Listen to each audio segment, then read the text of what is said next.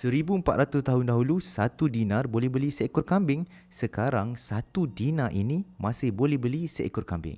Tapi tuan-puan, 1 dinar tak mampu membeli sampai 10 ekor kambing. Walaupun harga emas dah naik berlipat kali ganda, bahkan 50 kali ganda sekalipun.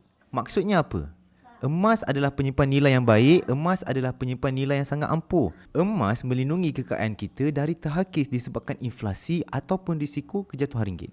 Kata guru emas saya, walaupun begitu, emas tak membuatkan kekayaan kita berkembang dengan sendiri. Melainkan, kita tahu memanfaatkan emas untuk kembangkan kekayaan. Pesan guru kewangan saya, kumpul emas sikit-sikit, kumpul emas sampai banyak. Bila dah cukup, manfaatkan emas tersebut untuk kembangkan kekayaan kita. Jadikan emas sebagai modal pusingan bisnes bagi orang yang memiliki bisnes dan gunakan emas untuk tambah pemilikan hartanah yang boleh berikan cash flow yang baik dari masa ke semasa. Bila dapat untung, tambah lagi simpan emas sebagai modal untuk kembangkan lagi kekayaan pada masa akan datang. Ulang proses basic ini sampailah kita dapat capai target kewangan masing-masing. Semua ini perlu bermula dengan menabung dengan ilmu yang betul. Semoga bermanfaat. Jumpa di next video.